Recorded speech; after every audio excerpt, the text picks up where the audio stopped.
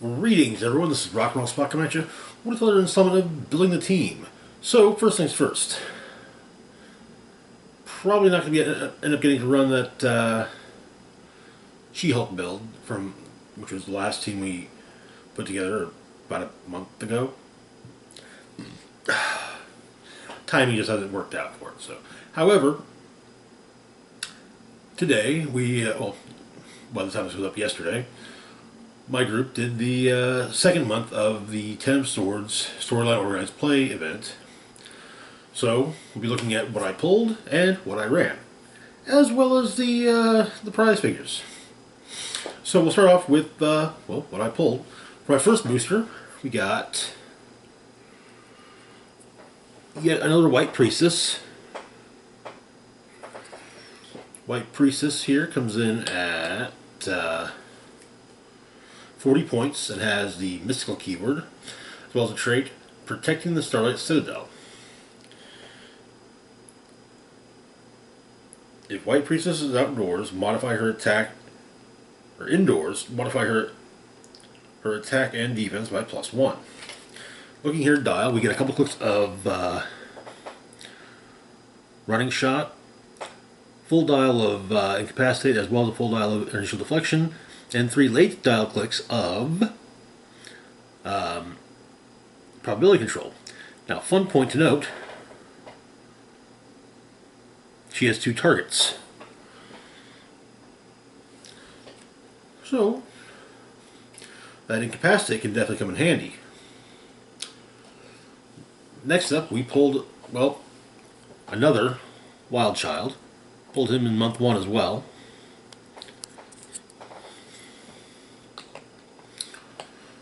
Wild Child comes in at either 60 points or 30 points. It has the Hellions, Weapon X, and Animal keywords, as well as a trait, Seeking an Alpha. Willpower, but only if Wild Child is adjacent to a friendly character with a higher point value that turn. Looking at his dial, we get 2 clicks of charge and a click of flurry, 2 more clicks of charge and another click of flurry. Full dial Blaze Claw's Fangs. We get 2 clicks of special defense power, Unpredictable and Dangerous, which grants combat reflexes, super senses, and toughness. Then we get a click of Regeneration, 2 more clicks of Unpredicted and Dangerous, and 1 final click of Regeneration, and a full dial of Battle Fury. He definitely can be useful. Only downside is the lack of an X-Men keyword. Then, I managed to manifest myself pulling Havoc. Yep. I didn't wear this shirt for no reason. Havoc comes in at either 100 points or 50 points. It has the X-Men and Brotherhood team abilities, as well as the Avengers, Brotherhood of Mutants, Hellions, Starjammers, X-Factor, and X-Men keywords. And we have a Rally ability, which, as with most X-Men, keys off of opposing attack rolls include a 5. Free, remove one of Havoc's Rally dice. If you do, this turn, when Havoc makes a range attack, if he has not been moved or placed this turn, modify his range and damage by +2. Okay. Looking at his dial, on speed, we've got a full dial of running shot. Then we get 5 clicks of special attack power, Plasma Discharge, which grants Energy Explosion and Penetrating Psychic Blast. That's followed by 3 clicks of regular Energy Explosion. Then we get 5 clicks of special defense power, Containment Suit, which grants Initial Deflection, Toughness, and Willpower. And that's followed by 3 clicks of regular Toughness. And then on damage, a full run of Leadership.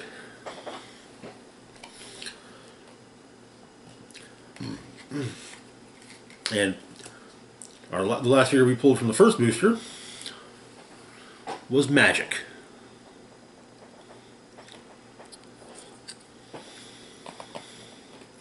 Magic comes in at 45 points. She's a super rare.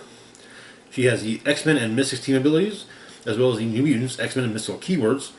We have the Cost and Swordbearer trait for 5 points. Then looking at her dial,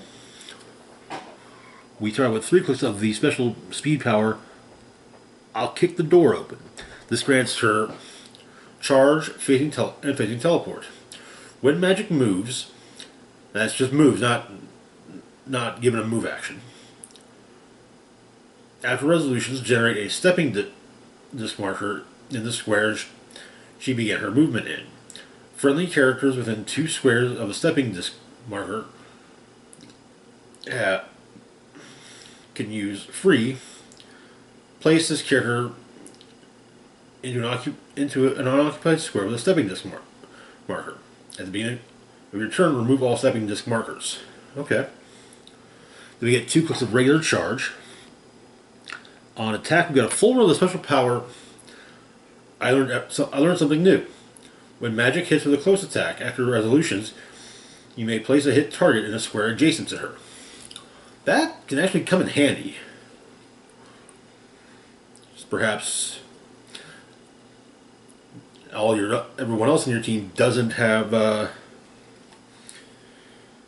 means of line of fire, or means to achieve line of fire for an opposing character, or maybe you want to get them out of hindering, so hit and place elsewhere, and well, everyone else then swarms in. Then on defense, we get 3 clicks of special power. When the fighting starts, stay close by me. This grants her combat reflexes, defend, and toughness. This then gives way to 2 clicks of regular toughness. Damage, we get 3 clicks of leadership, followed by 2 clicks of outwit. As for the sword we pulled, we got a second copy of Godkiller. Godkiller, like all the swords, grants Blaze Claw's Fangs. When the character uses it, hit characters can't use team abilities until your next turn. That can be incredibly useful. Then our second booster, we got the Fury.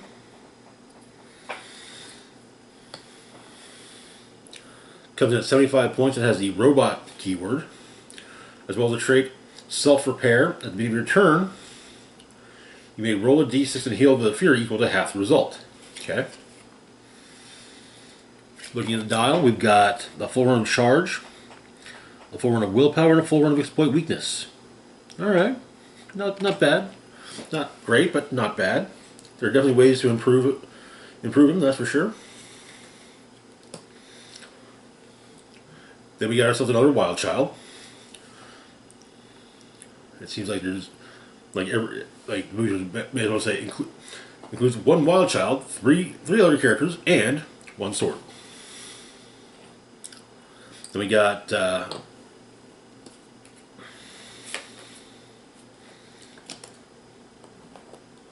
Storm, who we also pulled last month and used last month. Storm comes in at either 70 points or 45 points. Has the X-Men team ability as well as the Marauders, Quiet Council, Wakanda, X-Men, and Lunar keywords. She has the Costed Swordbearer trait, allowing her to start to get in with a sword equipment equipped for 5 points. She also has a Rally ability, which grants her stealth. Keys, and much like with Havoc's and pretty every other X-Men with Rally, it keys off an opposing attack roll that includes a 5. Free, remove one of Storm's Rally dice. If you do, this turn, when Storm makes an attack, opposing characters can't positively modify their defense value. Okay. We get her dial. We get a full run of Charge. On attack, we open up with a special attack power, Lightning Strike, which grants Giant Reach of 3 and Quake. This thing gives away 3 clicks of Precision Strike. On defense, we open up with 3 clicks of Super Senses, followed by 4 clicks of Combat Reflexes. Damage, we get 3 clicks of Exploit Weakness, or 4 clicks of Exploit Weakness, followed by 3 clicks of Close Combat Expert. Okay. And finally, we pulled Iska the Unbeaten. Iska comes in at either 85 points or 55 points. She has the Araco, X-Men, Martial Artist, and Warrior keywords, the Sword Bearer trait, as well as 2 additional traits. Tychokinesis.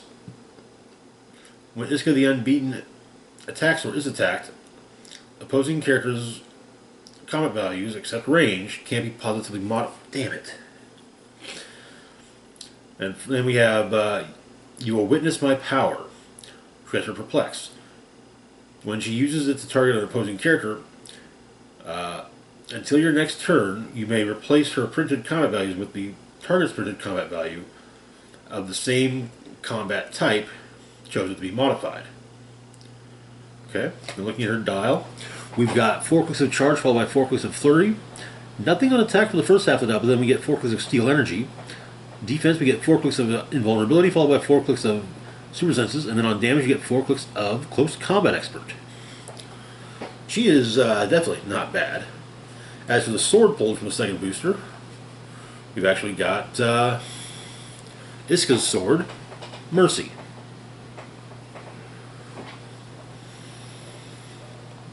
Which grants Blaze Claw's Fangs, and once per turn,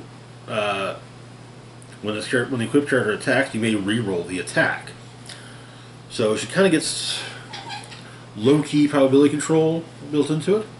Then we also got our participation figures and a prize figure, which will explain how I didn't place high enough for a prize figure, but we'll explain how I've got one of the prize figures. So first off, we're going to see the participation figures. We've got Pestilence.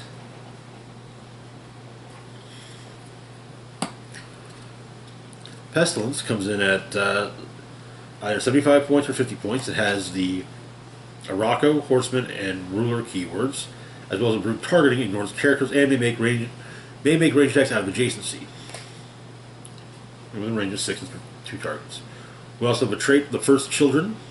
At the beginning of the game, if your starting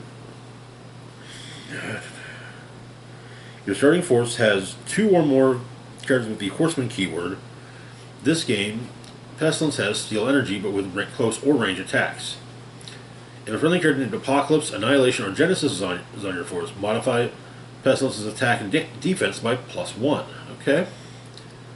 Then we get 4 clicks of Running Shot, followed by 3 clicks of Poison, 4 clicks of the special attack power Poison Arrows, which grants poison. When Pestilence hits with a range attack, give each hit character a disease token. Free. Deal 1 damage to a character within range with a disease token. Okay. That then gives way to 3 clicks of regular poison. Then we've got 4 clicks of special defense power,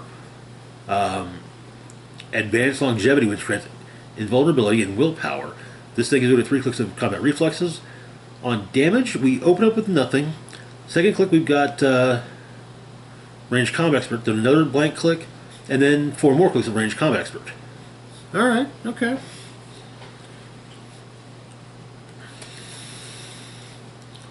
And with that improved targeting out of adjacency, whew, yeah. Next up, we've got Sheriff Gia Whitechapel. Sheriff Whitechapel here comes in at 75 points, has the PD team ability, as well as the Mystical, Police, and Politician keywords. We've also got 2 traits. First off is my posse and I will go, permission or not. I'm going to transfer passenger forward only to carry bystanders. At the beginning of the game, generate 2 Blightspoke posse bystanders. If you are not first player, generate 4 instead. Okay. Then we have drop by and get. When Sheriff Gia Whitechapel or an adjacent friendly bystander makes a range attack, they may target equipped characters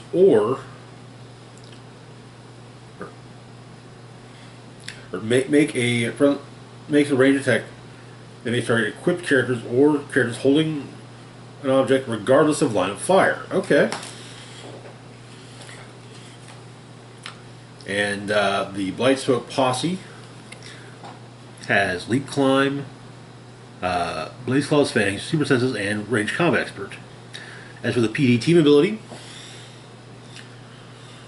when an adjacent friendly character makes a range attack, modify the target's defense -1 if the target is within range and line of fire of this character. Okay. Now looking at the Sheriff's Dial, we've got 6 clicks of Running Shot, full dial of Precision Strike as well, 3 clicks of Special Defense Power, Y'all Keep Your Heads Down, which grants Defend and Super Senses. So, yeah. And then, so she can give an 18 to her posse if they're adjacent. And then we've got 3 clicks of regular Super Senses. On damage, we get 3 clicks of Leadership, followed by 3 clicks of Range Combat Expert. Okay, alright. Not bad, not bad.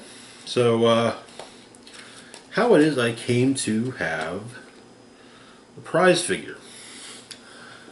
Since this is a sealed event and a specialized set which is only available for the sealed events, it's a little harder to get additional figures for it. So I paid for one of the members of my play group to for his entry, and he won first place. But and at the end, on getting the figure, he gave me Mojo, which was the prize figure.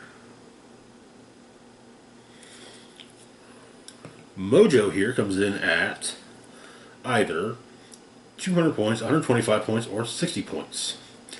He has the Battle World Other, Mojoverse, Celebrity, Monster, Mystical, Pirate, and Ruler keywords. We've got 2 traits. First off is Calling All Wolverines, which explains the bystanders on this card have max 1. As a power action, move all bystanders generated by Mojo up to 4 squares. Okay. Then we got after the pacifist Wolverine, Mastermind, Leadership, but succeeds on 4 through 6. When Mojo uses Leadership, after resolutions, you may generate a bystander matching the result. 4, Feral Wolverine. 5, MODOK Wolverine. 6, Archangel Wolverine. He's got the team player wildcard capability, so. Yeah. Feral Wolverine's got Flurry, Blaze, and Battle Fury.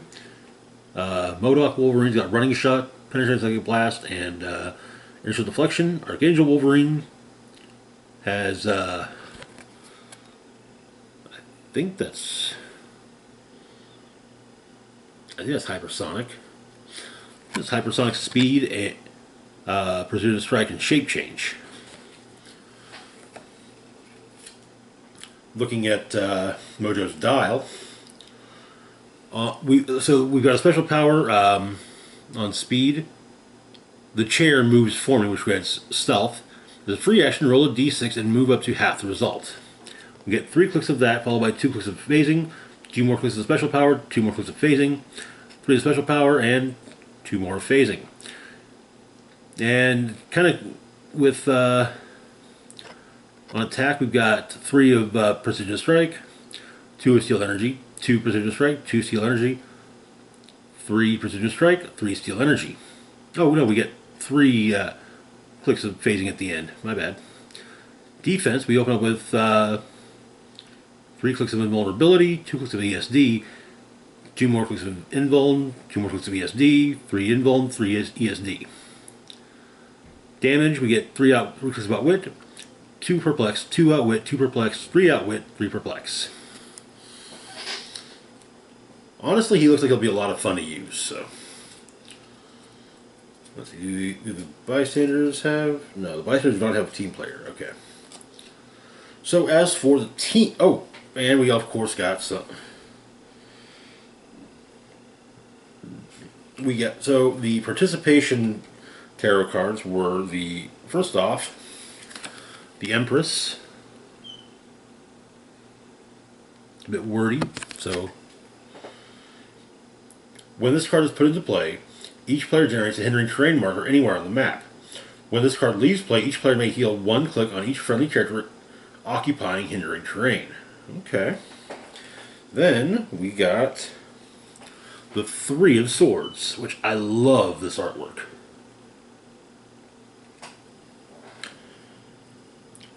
When a character uses Pulse Wave, they deal 2 damage instead of 1. Okay. As for pulled tarot cards, we got Four of Cups.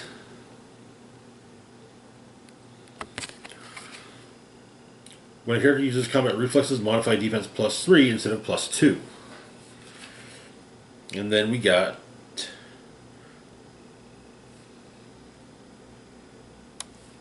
Justice.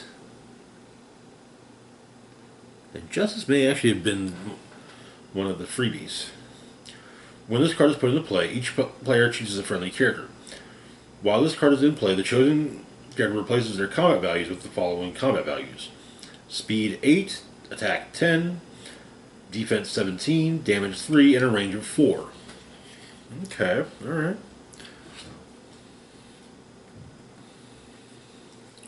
Fun thing, those are the same combat values that appear on the Armored Pog or Pog Bystander, and well, there was one point where one of the members of the group had that card got drawn, and that was who they chose, so, yeah.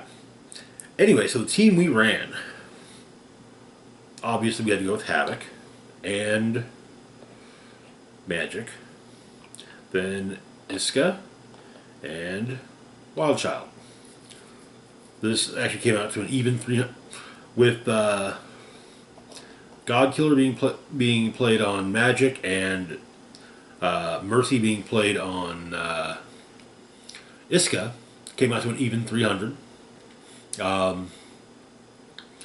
First round, I got hosed. Just, bad rolls, it happens. And admitted a false misreading of of a trait. Though it didn't affect anything, so overall. Second round had a bye, so I automatically won. Third round, I won. With Havoc and Iska being the last survivors. But went up against Lucas, who pulled Wolverine, and as well as Orphan Maker and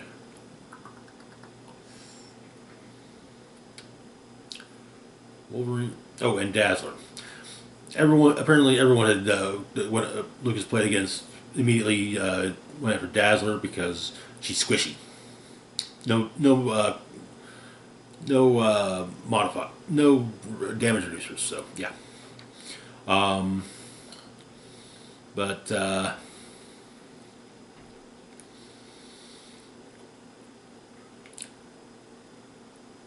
was able to take down Wolverine through.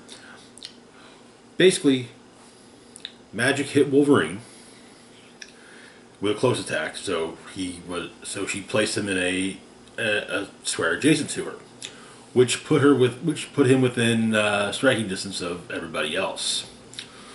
And yeah, everybody else was turned into a greasy smear. And finally, it was the combined might of Iska and Havoc that took down Orphan Maker. But anyway, that is going to do it for now. Probably won't be able to build a team for a few weeks, just because, scheduling conflicts and whatnot. As always, feel free to like, share, and subscribe. Links to my Facebook, Twitter, Patreon, and PayPal account in the description box down below. This is Rock and Roll Spock signing off, saying, live long and rock hard.